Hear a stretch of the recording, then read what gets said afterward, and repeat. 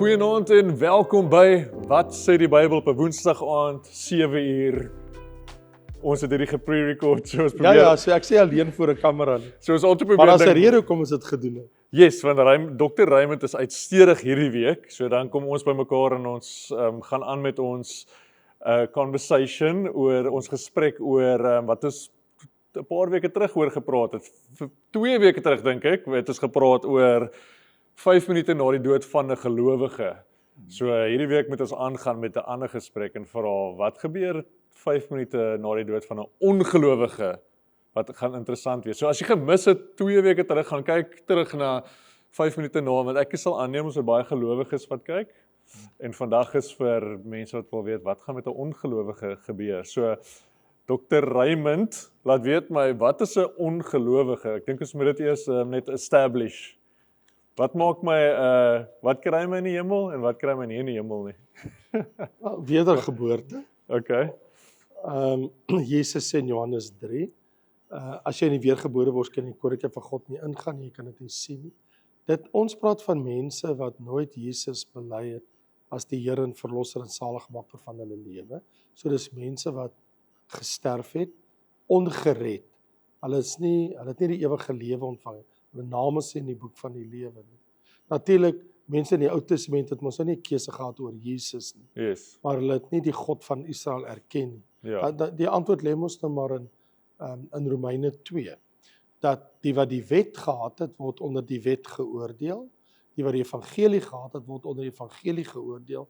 Die wat nie 'n wet of die evangelie gehad het, nie 'n Ou of 'n Nuwe Testament, word deur die wet van die gewete geoordeel, omdat die woord in almal se hart geskrywe staan oor wat reg en verkeerd is. So of jou gedagtes die gewete gaan jou oordeel, of die Ou Testament of die Nuwe Testament is God se manier. So mense wat nie gered is, of in die Ou Testamentiese tyd of in die Nuwe Testamentiese tyd, wat verlore is, beteken hulle het nooit saligheid ontvang nie. Hulle is ongered. Ja. Ons noem dit nou sommer sondaars of verlore mense of ongelowiges, wat jy dit nou ook al wil noem. Kry ons Christene wat want ons het natuurlik al gepraat oor die 10 maagde, ons praat van nominale Christene, Yes. mense in die kerk of jy weet ek sê vir my wat's in Afrikaans of ja, in Afrikaans soos ek profess om 'n Christen te Jy wees, bely, ja. maar ek het nog nooit regtig my confession, my innerlike geloof is eintlik nie by Jesus nie. Ja. Maar ek kan leef soos 'n Christen, ek Ja, kan 'n nominale Ja, ek het Christen in die wees. kerk groot geword of my maale was in die kerk,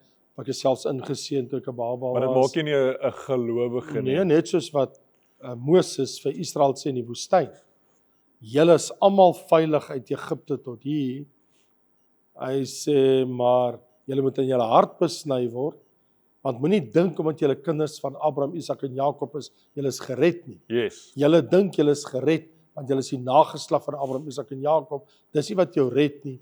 Jy moet in jou hart besny word. In Romeine 2 sê hartbesnyding is wedergeboorte. Yes. So ons kom weer terug by die ding.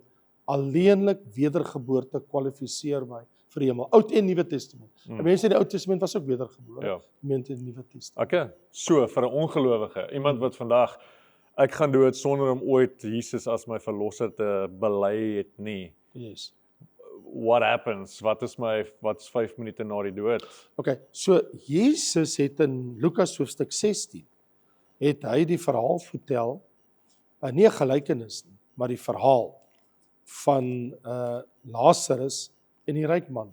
Deur te sê daar was 'n ryk man, hy het elke dag purper en fyn linne gedra, weelderige lewe. Lazarus was by sy poorte en hy het swere gehad, die honde kom met 'n lek. Hy het hom nie gesteer aan die arme Lazarus nie, maar dan staan daar en die ryk man het gesterwe en is begrawe. En toe hy in die doderyk sy oë oopmaak, terwyl hy in smarte was, sien hy Abraham van ver af en Lazarus aan sy boesem. En hy roep en hy sê, Vader Abraham, wees my barmhartig en stuur Lazarus, dat hy die punt van sy vinger in water kan insteek en my tong verkoel, want ek ly smart in hierdie vlam. Yes. Maar Abraham antwoord en hy sê, kind, onthou dat jy jou goeie dinge in jou lewe gehad het en Lazarus die slegte. Nou word hy getroos maar jy ly smarte. Mm. En by dit alles is daar tussen ons en julle 'n groot kloof gevestig. Sodat die wat hiervandaan wil oorgaan na julle nie kan nie. En die wat daar is, nie na ons kan oorkom. Yes. En hy sê, ek bid nie dan, Vader, om hom na my 5 broers te stuur, om hulle te waarsku, dat hulle nie ook in hierdie plek van pyniging kom nie. En hy sê, hulle het Moses en die profete, hulle het 'n Bybel, wat hulle dit lees. Ja. Hy sê, nee, was iemand uit die dood uit, dan gaan hulle bekeer. So is 'n geweldig interessante ding. Daar's soveel dinge wat ek kan vra oor dit. Die interessante ding is vir my altyd is dat hy sê, kan ek vir my 5 broers laat weet, want hulle het die Bybel. Yes.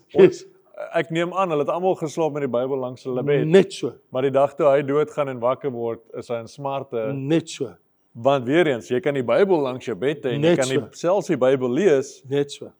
maar het jy regtig 'n Jesus? verhouding met die Here. Ja, in daai tyd, want dis 'n Ou Testamentiese Yes, konteks nog ook. steeds, nog Want steeds.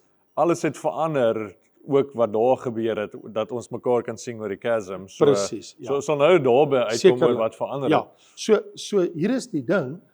In die heel begin het ek vir jou aangehaal, want ek het dit maar verbatim gemaak, ek het dit aangehaal soos in die Bybel staan. So hier is 'n interessante ding. Die ryk man het gesterwe en is begrawe. Yes. En toe hy in die doderyk sy oë ophef, so hy het gegaan, sy nie stoffelike, die ryk man self, sonder sy liggaam, het iewers heen gegaan. Sy liggaam is in die grond, sy nie stoffelike Het iewers heen gegaan, Yes. na die doderyk gaan staan, en toe hy in die doderyk sy oë ophef. Yes. So nou weet ons iets, wanneer iemand sterf, verlore, gaan hulle na die doderyk. toe. Al dis nie net in die Nuwe Testament nie, dis ook so in die Ou Testament. Want daar staan in die boek Samuel, waar ons baie interessante ding het, waar gesê word, dis eintlik baie aangrypend, dat die profeet vertel vir ons, van daar word gesê, Korag, Datan en Abiram het teen Moses opgestaan. En in die boek van Numeri, word daar eintlik baie mooi verduidelik wat daar gebeur het. Toe die leierskap teen Moses opstaan, Korag, Datan en Abiram bende, toe die grond sy mond oopgemaak, die aarde het oopgeskuur, en daar staan, lewend, het Korag, Datan en Abiram na die doderyk toe neergedaal met al hulle mense. Onder die aarde het hulle neergedaal na die doderyk toe. So die doderyk is onder in die aarde. So om jou vraag te antwoord, waar is hy vandag nog steeds? nog steeds? Oud Testament en Nuwe Testament. Want ons het 5 minute na die dood van 'n gelowige het ons gepraat van dat waar hulle toe mekaar gesing het Jesus by sy kruisdood, hulle kom Die paradysgedeelte paradys weggeneem. weggeneem na die derde hemel. Daai kompartement Yes. waar die geredde mense van die Ou Testament was. Maar die doderyk is nog steeds tot vandag Net so, in the belly of the earth. net so. Want hier in Openbaring 20 staan daar, toe die wit troon kom, het die see die dode gegee, die liggame, die doderyk het die dode gegee wat daarin was. So hulle is nog steeds daar. Okay. Hoekom sê dit die see? Want die see ontvang die liggame Okay. van die dooies. So of jy sterf op see en of jy sterf op land, Ja. jy gaan opstaan met 'n liggaam, Yes. maar nie 'n verheerlikte liggaam. Alle verlore mense gaan opstaan met 'n liggaam eendag. Want jy moet voor God gaan staan. Ja. En daai liggaam waarmee jy opstaan, is nog 'n ou sieklike, verdorwe liggaam waarmee jy gaan hel toe gaan. Laat my dink aan Pirates of the Caribbean. Ja. Uit die see. Ja. Nee, Okay. hierdie gaan verseker gebeur. So dis 'n vreeslike ding om te dink. Dink nou daaroor. Van Adam en Eva af tot vandag toe. 6000 jaar lank wat mense sterf. En die huidige sterftesyfer op die oomblik, soos jy nou hier by my sit, is 11.000 mense per uur. So dit is 360.000 mense, 260.000 mense sterwe in werklikheid per dag. So is meer as 250.000 mense. So elke dag gaan daar 250.000 mense die ewigheid in. So dis hoe almal in die doderyk pas, want dit is nie letterlike liggame nie, dis die nie-stoffelike. die Ja, nie-stoffelike die gees van die mens of die Ja. siel van die mens. ja, Ja, gaan na die plek toe. Maar in aangrypend, die mense wat na die paradys toe gaan in die hemel is in die minderheid. Want hulle Jesus vra as die wat gered word baie of min, toe sê hy, stry hard, want daar's min wat gered word. So wat ek kan sê is, elke dag gaan daar 150 tot 200.000 mense ja, en hulle gaan nie na die hemel doderyk toe nie.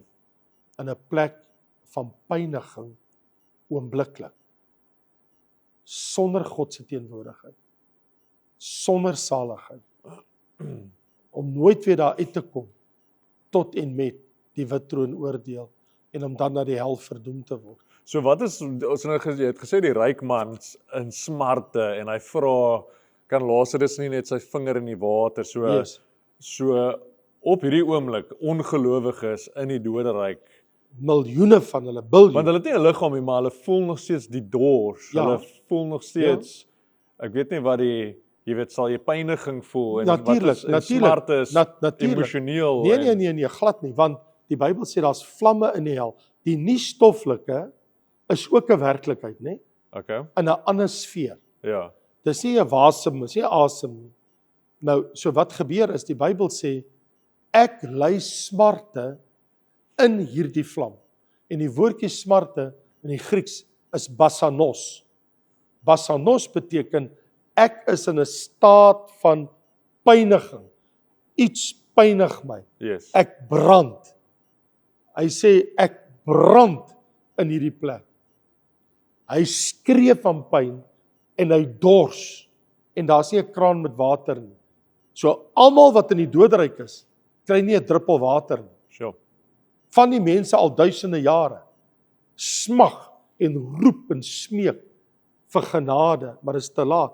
Dis eintlik ondenkbaar vir ons brein to really go to that ja, place in your mind om in te dink, hoe moet dit wees vir iemand wat al 5000 jaar homself verwyd. Onthou net, dis 'n plek van pyniging, soos ons sien in vers 28, maar dis ook 'n plek van skeiding. Want jy's weg van lig af. Jy's weg van die heerlikheid van God af. Jy's weg van jou vriende af wat die Here liefhet en wat die Here gedien het en jy was nie deel daarvan nie. En nou is jy in 'n plek met goddelose mense en daar's geen tweede geleentheid nie. ja, Daar's nie hoop nie. Daar's geen hoop in die doderyk nie. Daar's nie 'n hoop om uit te kom nie. Daar's nie 'n kans. Gee my weer 'n nuwe kans, Here. Die verskriklike ding is, dis vuur, dis pyn, want Jesus sê die wurm sterf nie, in daai ewige vuur waar die wurm nie sterf en die siel gepynig word in die vlamme van 'n ewige hel, want dit wag ook nog vir hulle. Onthou, hulle is nog nie in die hel nie. Ja, Hulle sit ja. in die doderyk.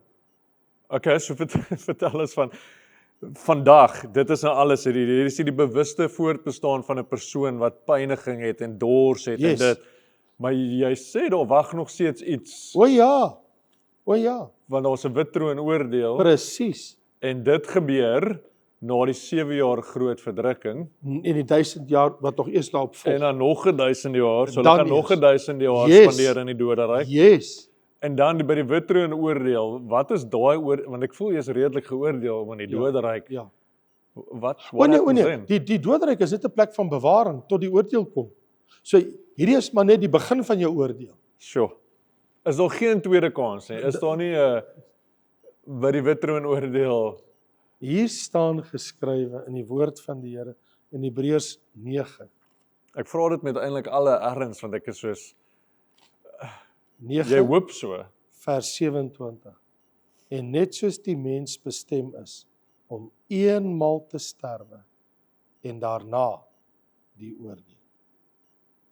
Daar is geen tweede kans na die dood. Ja. Die dood is jou swanesang. Jy het nooit weer in ewigheid 'n kans nie, 'n geleentheid nie. Jy het dit nou. Solank as jy lewe, het jy die geleentheid om met God reg te maak. Ja. Hier's die verskriklike ding. Dis die verskriklikste ding. Is om aan die ander kant jou oë oop te maak en te weet, dis vir ewig. Want onthou, daai pyniging in die doderyk, die plek van verwydering van God, waar God nie is nie. Waar daar nie saligheid en redding en vrede en water en rus is.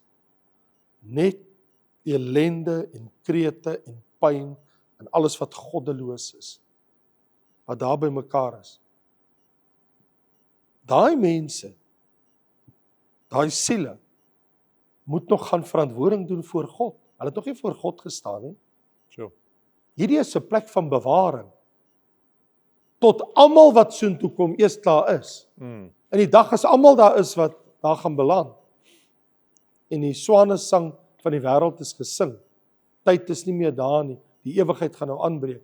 Dan gaan hulle almal daar uitgehaal word om voor die wittroon te kom staan, om te hoor hoekom hulle nou en waarom hulle nou vir ewig in die hel gewerp gaan word en ook waar hulle in die hel gewerp gaan word en waarom hulle na die verdoemenis toe gaan. So God is nie onregverdig nie. God gaan hulle wys. Hier was al jou kansse in jou lewe. Al die geleenthede om die Here aan te neem. Jy het soveel dae, jare, ure gehad in jou lewe wat jy nooit gebruik het om by my te kom nie. Jy het gesterf met jou rug na my toe. Jy's verlore. Jou naam is nie in die boek van die lewe nie. Van die laaste toets is mos Openbaring 20 sê, en as dit bevind is hulle naam in die boek van die lewe is. So as nog een ding wat die Here doen, voordat hulle in die hel gewerp word, dan sal hy vir die engel vra, kyk of jy hulle naam vind in die boek van die lewe. Ja. En die persoon gaan kyk en sê, hierdie persoon wat hier staan, sy naam is nie hier nie.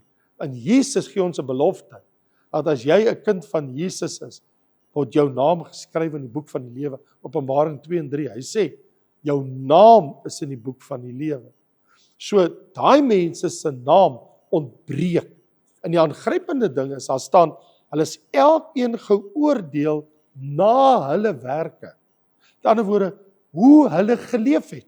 Yes. So, ek hoor nou, waar ek die ewigheid na toe gaan, as beloning, lewe, hoe Ja. ek geleef het. Ja. Ek het sonder die Here geleef, so ek gaan sonder die Here die ewigheid. So dieselfde as wat omtrent Christene doodgaan en dan by die regterstoel. regterstoel van Jesus by die BMA gaan wees, Yes. gaan ons rewards kry, geoordeel Yes. raak vir wat ons gedoen het. Ja. Jy word iets gegee. Ja, so jy gaan dit nie net kry nie, jou werke word ook getoets. So sê jy vir my by die wittroon oordeel is jou werke ook, want daar's verskillende tipe slegte mense. Yes, presies, dis hoekom die straf in die hel is nie dieselfde. So verskillende, want baie mense gaan, ek was 'n goeie mens. Ja, ek was 'n goeie Ek het mens. in die kerk gesit, ek het Net net so. nooit my hart vir die Maar Here ja, gegee ek nie. sonder die Here gesterf. Maar ek was nie Hitler gewees Ja, nie, ek was so goeie mense gaan ook hel toe.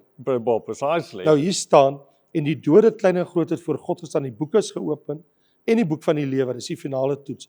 Die dode is geoordeel wat in die boeke geskryf is, volgens hulle werke. So hulle werke, alles wat hulle gedoen het, hulle sondes, alles is daar. Ja, En hulle het sonder Jesus gesterwe. Hulle het sonder saligheid gesterwe. sure.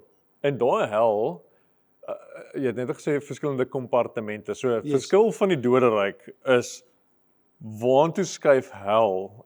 Word dit geskuif of is dit net anderste of Ja. en wat sou verskillende kompartemente en vir wie is dit almal? Want jy het natuurlik demone en jy Ja. het Satan Ja, en jy het ja, weet jy wat is, ja, dis nou waar wat jy sê. Weet jy wat is die aangrypende ding, Wessel? Die Here het nooit die hel vir 'n mens gemaak nie. Dit staan so in die Bybel. sure. Nie vir 'n mens nie. Dit staan so in Matteus 25 vers 41. Sê Jesus, hy sê, gaan weg van my julle vervloektes in die ewige vuur wat berei is vir die duiwel en sy engele.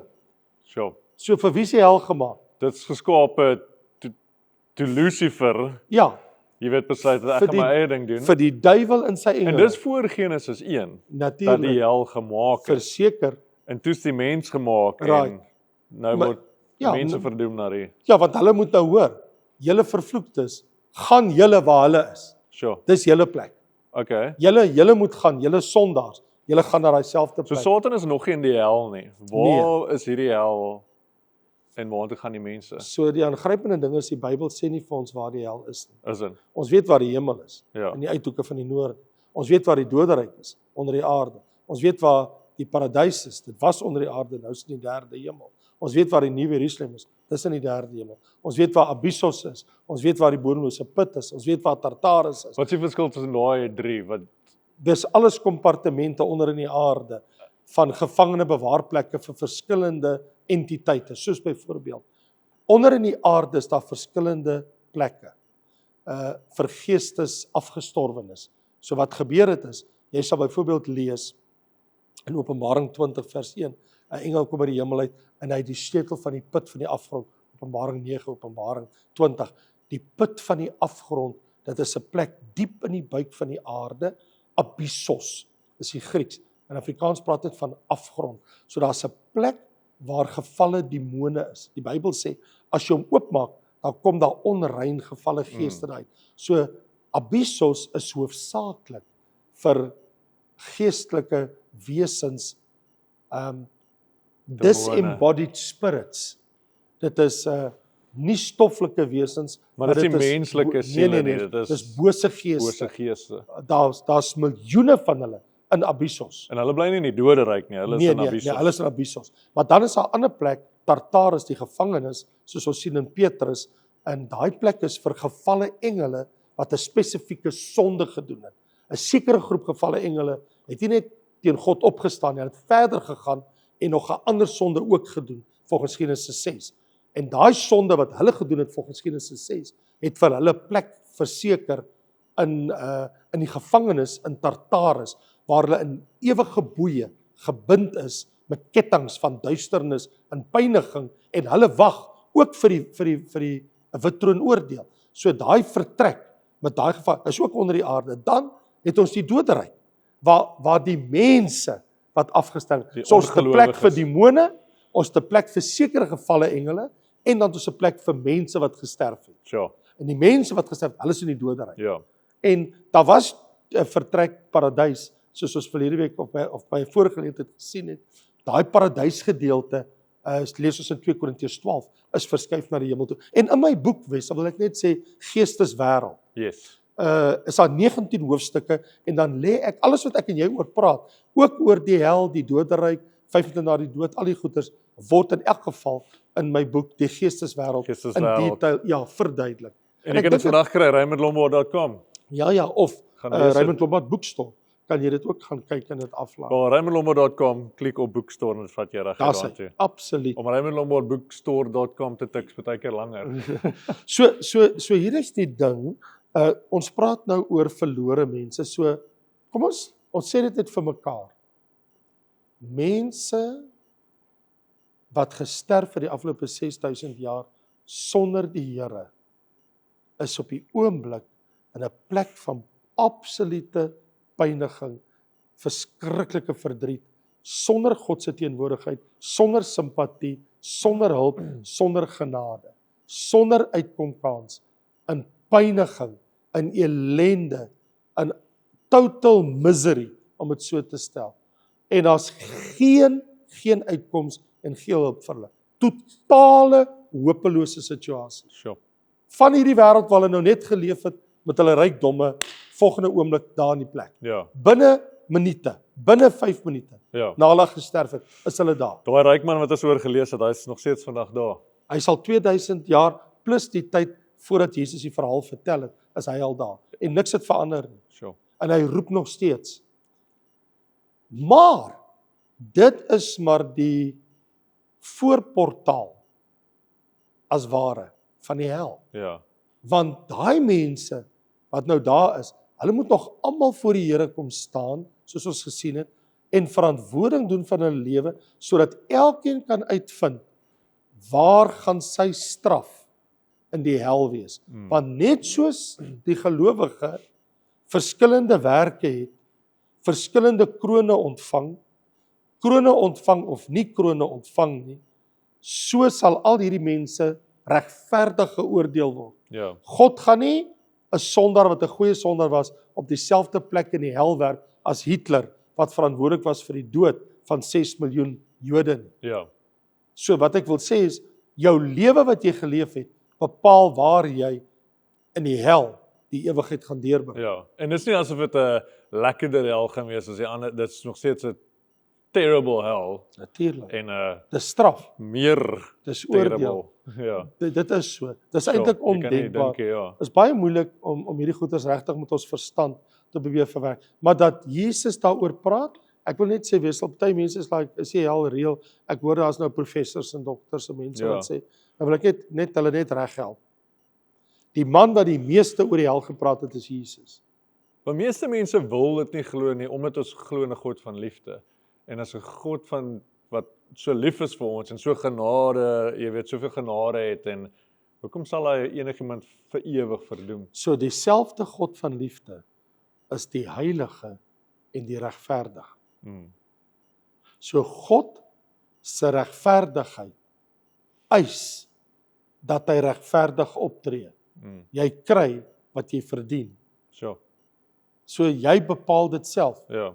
So het jy geweet, jy besluit waar jy die ewigheid gaan deurbring. Ja.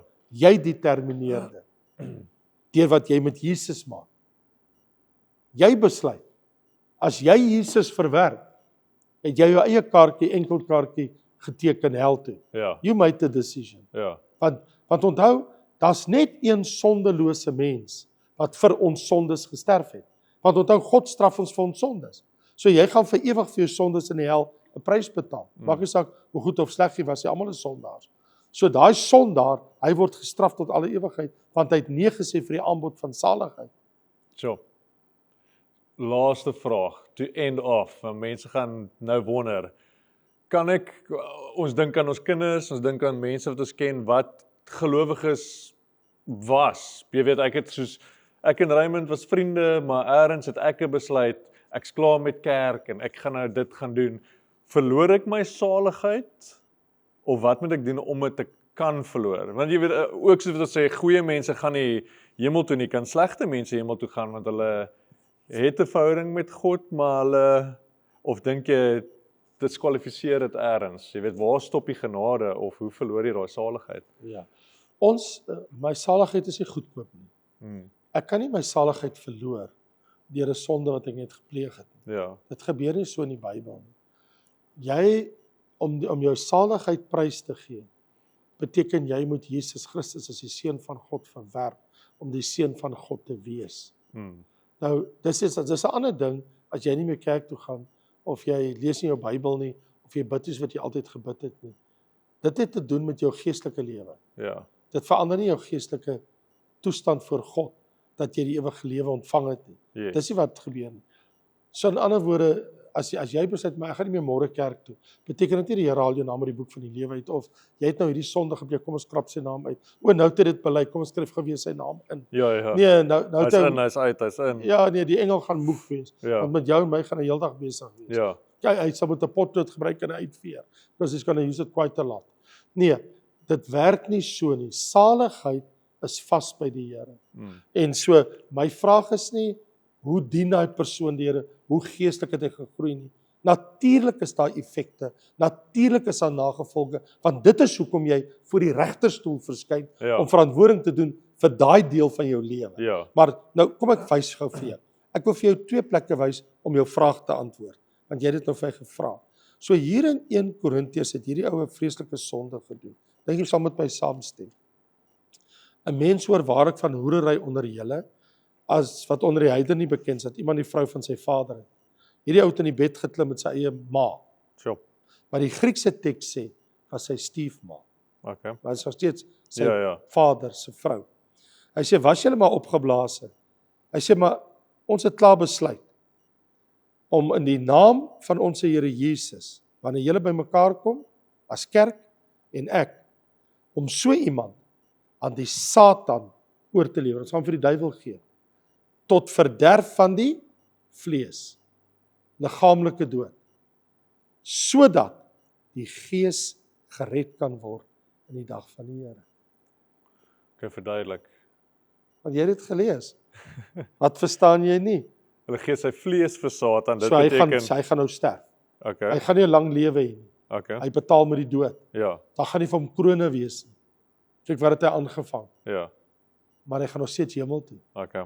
It's terrible, Ja. maar dit is hoe dit is. Dis soos op die man op die kruis saam met Jesus en hy het niks vir sy lewe gehad om te wys nie, maar hy het geloof in Jesus gehad in die laaste minute van sy lewe. So Paulus gebruik dit as 'n illustrasie, want kyk wat hy sê in hoofstuk 3.